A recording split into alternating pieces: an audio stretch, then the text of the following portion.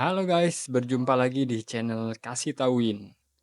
Kali ini gua akan bahas masih seputar kesehatan. Kalau sebelumnya gua bahas tentang manfaat berjalan tanpa alas kaki, kali ini gua akan bahas tentang betis.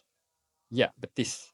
Ternyata bisa juga disebut sebagai jantung kedua loh. Coba kita bayangkan jantung ya. Itu kan organ vital yang fungsinya memompa darah ke seluruh tubuh. Nah, berarti betis ini sepenting itu juga buat tubuh kita nih.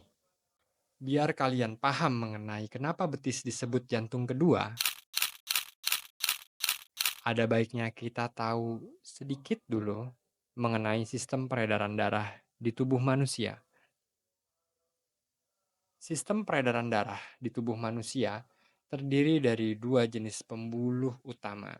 Yang pertama, pembuluh arteri, dan yang kedua, pembuluh vena. Pembuluh arteri membawa darah yang berisi oksigen dari jantung ke seluruh tubuh. Sementara pembuluh vena membawa darah yang berisi karbon dioksida untuk kembali ke jantung. Namun, yang perlu dicatat adalah bahwa pembuluh vena di tubuh kita, terutama yang ada di bagian kaki, tidak dilengkapi dengan pompa seperti halnya jantung yang berfungsi memompa darah. Disinilah peran betis menjadi sangat penting, khususnya otot-otot betis. Nah, kalau kalian sudah paham mengenai fungsi dari pembuluh arteri dan pembuluh vena, mungkin kalian akan lebih mudah untuk memahami kenapa sih betis bisa disebut jantung kedua.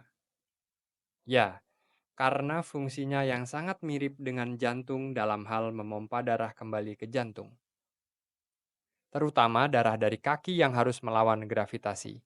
Otot-otot di betis berperan sebagai pompa yang membantu mendorong darah kembali ke jantung. Proses ini terjadi berkat mekanisme yang dikenal sebagai pompa otot vena. Gimana sih cara kerja betis bisa jadi pompa darah ke jantung? Nah, saat kita bergerak, berjalan atau berlari, otot-otot di betis kita berkontraksi dan mengendur secara bergantian. Jadi, ketika otot betis ini berkontraksi, otot tersebut akan menekan pembuluh darah yang ada di sekitarnya, terutama pembuluh darah vena. Pembuluh vena ini membawa darah kembali ke jantung. Karena tekanan dari otot betis, darah yang terperangkap dalam vena tersebut dipaksa untuk bergerak ke atas menuju jantung. Namun, yang membuat sistem ini efektif adalah adanya katup vena. Ya, katup-katup ini terletak di dalam pembuluh vena dan berfungsi mencegah darah mengalir kembali setelah otot betis berkontraksi.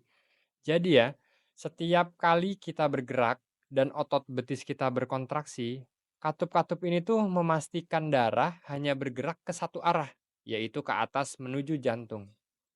Tanpa adanya kontraksi otot betis, darah bisa stagnan atau menumpuk di pembuluh darah kaki. Jika otot betis tidak berfungsi dengan baik, atau jika seseorang terlalu lama duduk atau berdiri tanpa bergerak, maka darah di kaki dapat terkumpul. Hal ini bisa menyebabkan pembengkakan yang dalam jangka panjang dapat mengarah pada masalah kesehatan serius, seperti varises. Bahkan pada kasus yang lebih buruk, bisa menyebabkan emboli paru.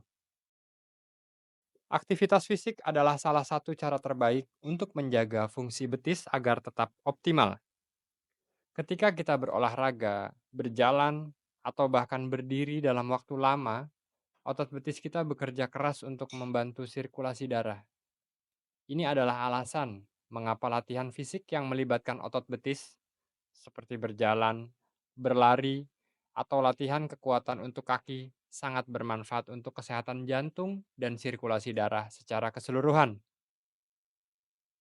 Sebagai contoh, ketika kita berjalan atau berlari, otot betis berkontraksi berulang kali, memberikan dorongan untuk darah kembali ke jantung. Ini tidak hanya membantu sirkulasi, tetapi juga mengurangi risiko penyakit jantung dan memperbaiki fungsi pembuluh darah. Jadi, ayo mulai jaga kesehatan jantung kita dengan aktivitas fisik dan melakukan olahraga yang melibatkan otot betis. Sampai bertemu di video selanjutnya. Bye.